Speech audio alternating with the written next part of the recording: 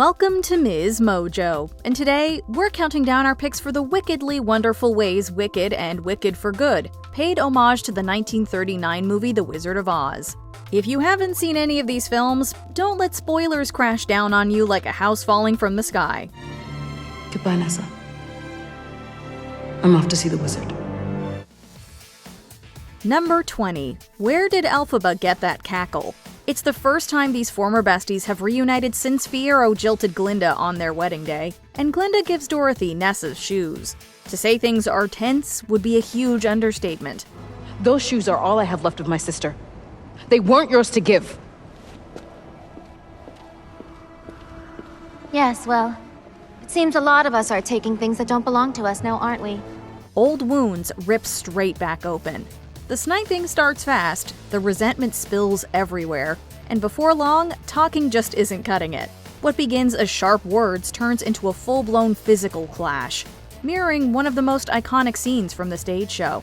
At one point, Elphaba taunts Glinda by flying away with an especially witchy cackle, to which Glinda responds,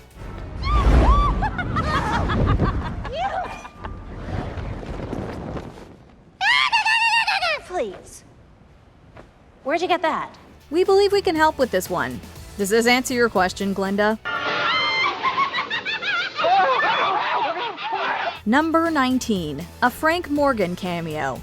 Unlike the wizard, who mostly sits around playing with trains, zoetropes, and giant mechanical heads, Frank Morgan was arguably the hardest working man in Oz. No, really, he's everywhere. Sure, he's Professor Marvel back in Kansas, but he's also the gatekeeper, the carriage driver, the wizard's guard, and the Wizard of Oz himself. Who are you? Oh, I am the great and powerful Wizard of Oz. You are? I don't believe you. No, I'm afraid it's true. That's a lot of hats, so it makes sense that the Wicked movies would find clever ways to honor him. Well, would you take us to see the wizard? The wizard? The wizard? Where? Yes, of course. Some nods are more obvious, but one in Wicked for Good is easy to miss. Just before Wonderful, take a closer look next to the controls for the giant head. You'll spot a smaller head that's a dead ringer for Morgan. I would give anything to go back to a time when I actually believed that you were wonderful. Number 18. Dorothy's entrance music.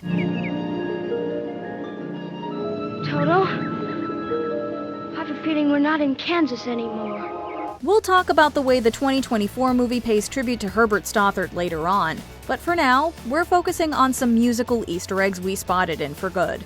For starters, did you ever notice that when Glinda sings "Couldn't Be Happier," it follows the same pattern as Follow the Yellow Brick Road? Here, try to sing along. Couldn't be happier. Follow the yellow brick road. As we know, it's in this part of Wicked where the two paths of the Yellow Brick Road intersect.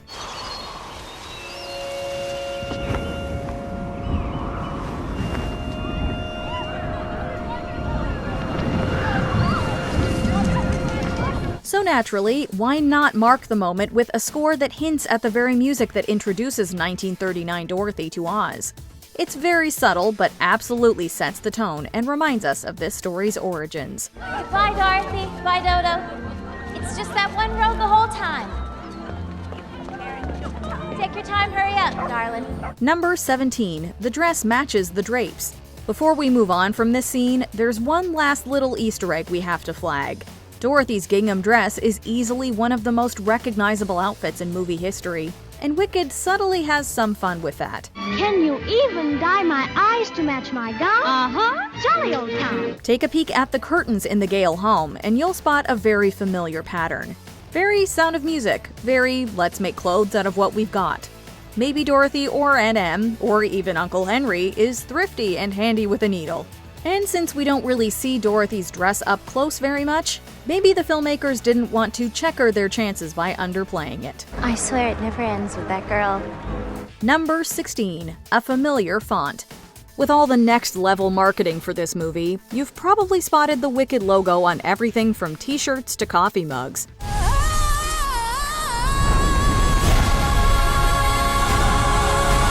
Yet for the movie itself, they opted for a totally different font. It's a small, subtle change, but a genius nod to where it all started. Yep, it's the same style used in the Wizard of Oz title card.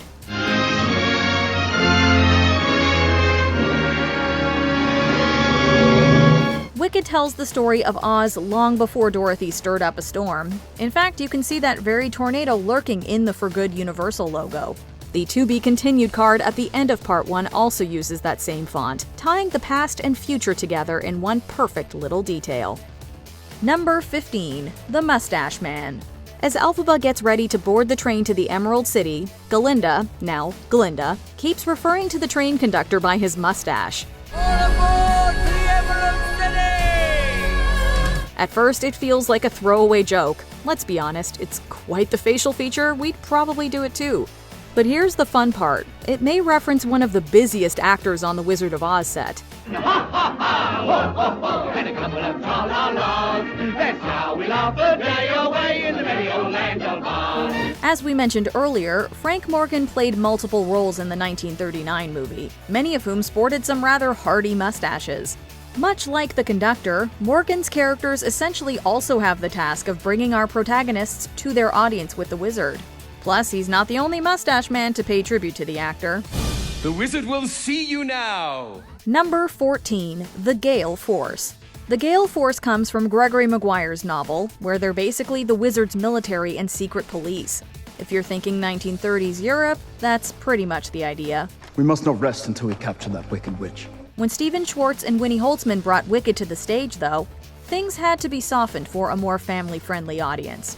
So the Gale Force became the much less scary Wizard's Guards, with Fiyero introduced as their captain. The movies reinstated their original name, and once again, Fiyero is announced as their leader. Thank goodness for you, Glinda, and your handsome swain, Prince Fiyero, newly appointed captain of the Gale Force, assembled by the wizard himself to capture the Wicked Witch. Now, of course, the name is no coincidence. It's almost certainly intended to be a sly nod to Dorothy Gale and the cyclone she rode in on. Are you a good witch or a bad witch? Who, me? I'm not a witch at all. I'm Dorothy Gale. Number 13. Hot Air Balloons.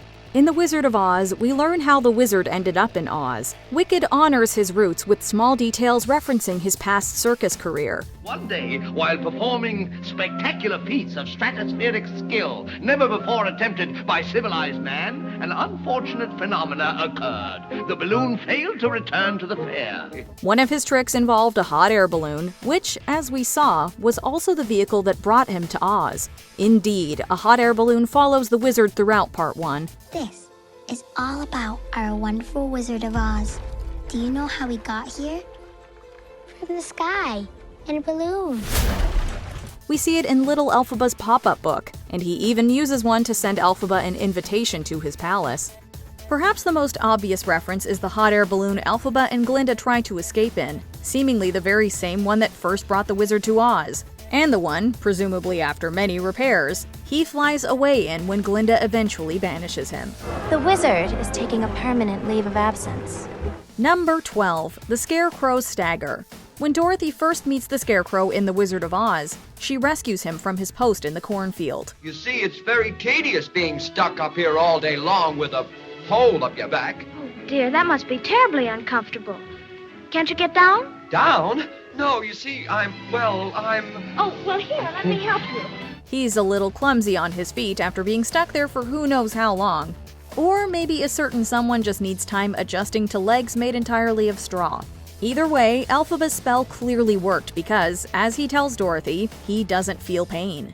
Does it hurt you? Oh, no, I just keep picking it up and putting it back in again. In the Wicked finale, we get a major plot twist as Elphaba and Fiyero are reunited after surviving their respective predicaments. When Fiyero reappears as the Scarecrow, he also seems a little unsteady on his feet. Now, where have we seen that stagger before? We're off to see the wizard, the wonderful Wizard of Oz. We hear he is the whiz of a whiz, if ever a whiz there was. Number 11. Glinda's Bubble and Bubble Dress. It's good to see me, isn't it? If you've seen the Broadway show, you know Glinda's bubble dress is blue. But for this movie, they went pink, just like Billy Burke's famous dress in the 1939 film. For costume designer Paul Tazwell, the moment Glinda comes down in her bubble and steps out in that beautiful pink fairy princess gown is one of the most striking images, and it inspired her look here. Even the details of her dress reflect her bubble. Oh, hello. Popular. I know about popular. You're good. So I've been told. Tazwell imagined Ariana Grande stepping out of her bubble to reveal her own stunning pink dress. It's a beautiful modern take on the classic gown that would probably even make Burke's Glinda a little envious. If there are no further questions, I'm gonna go. Number 10. Rescuing the Lion Cub. Whether you know it or not, you've already met Dorothy's future companions in Part 1 of Wicked. Where, you ask? Well, in one of director John M. Chu's favorite Easter eggs, major spoiler alert for Act 2, Fiyero stands between two pillars with his arms outstretched, almost scarecrow-like. Then when Bach introduces himself to Glinda, he awkwardly holds a mallet over his shoulder, creating a silhouette that might look something like this. Finally, there's the poor little lion cub Elphaba and Fiyero rescue. Fiyero, what are you doing? Well, you coming? Its little head pops up out of the basket as they cycle it away to safety. Now, where have we seen that image before? It's no coincidence either. The music from that scene plays in the background here, too. Why is it you're always causing some sort of commotion? I don't cause commotions, I am one. Number 9. Animals and hearts and balconies. Oh my. Perhaps some of the most subtle callbacks to The Wizard of Oz show up in the visuals. Take the No Place Like Home scene, where Elphaba encounters a tiger, a bear, and a lion. Or should we say, Lions and tigers and bears. Oh my! in the next scene, Glinda and Fiero's engagement splashes across the front page, complete with the two of them framed inside a heart. And where does Bach hide it? Right over his own heart. Fitting, considering we know someone who's long wanted one. Just because I'm presuming that I could be kinda human if I only had a heart. Later, when Bach and Glinda cross paths again, she's standing on a balcony while he's the voice singing low. Reality is never quite as romantic as we imagine it, is it? Picture me a balcony, above a voice sings low. Wherefore art thou, Romeo? Number 8. Our Wizard Lies. Wicked just wouldn't be Wicked without tipping its pointy hat to the woman who made the original Wicked Witch iconic. I'll get you, my pretty, and your little dog, too. Both films sneak in little love notes to Margaret Hamilton, from silhouettes and shadows to propaganda artwork. Some seriously eagle-eyed fans even caught the profile of Hamilton's witch in the sky when Elphaba tries to get the Ozians' attention through skywriting. And if that moment feels familiar, it should. It's the Wicked Witch! Take cover! Glinda!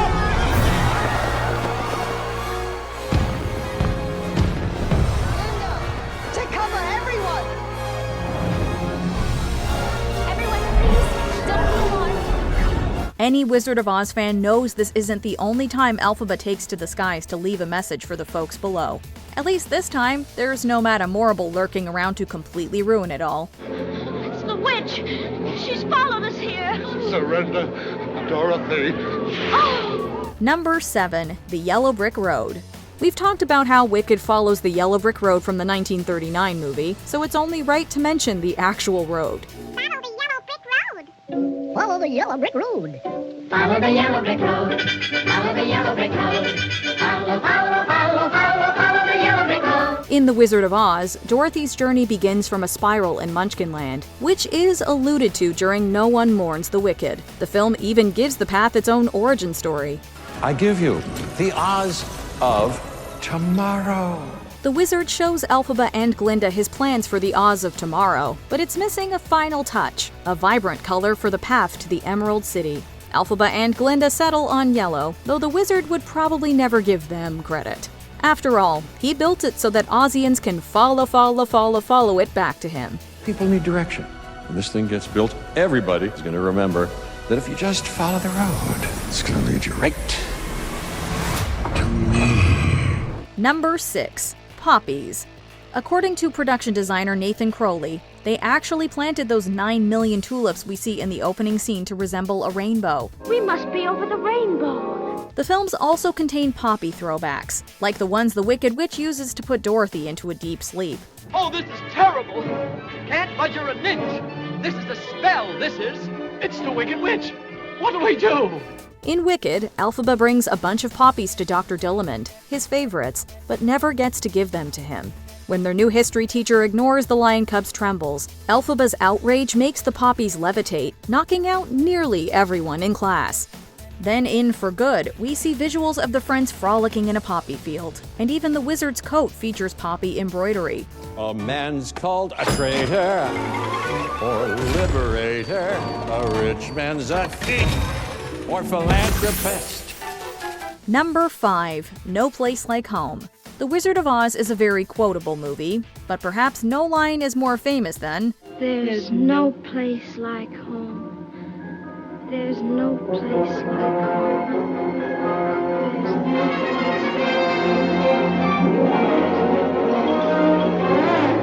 place." On stage, Elphaba delivers this line after she and Nessa are reunited in their childhood home. But in the movie, it's expanded into a full song in which Elphaba ponders what home truly means while trying to convince the animals to stay and fight for their place in Oz. But think how you will grieve for all you leave behind. Oz belongs to you too. But did you notice there's another callback within the lyrics too? In The Wizard of Oz, Glinda tells Dorothy to tap her heels 3 times while repeating that iconic line. We guess repeating things in threes is just how they do it in Oz. There's no place like home. There's no place like home. There's no place like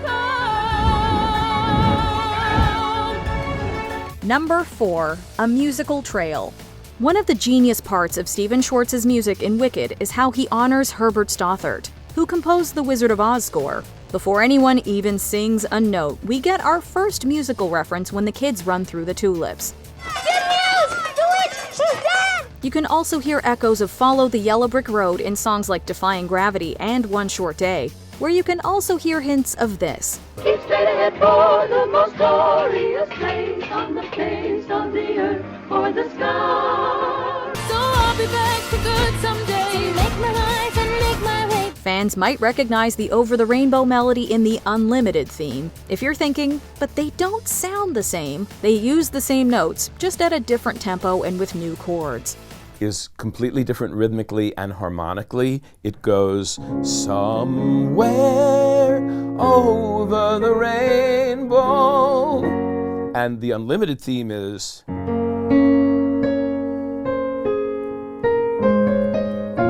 It goes one step further in the Wizard and I scene, with an actual rainbow and bluebirds flying.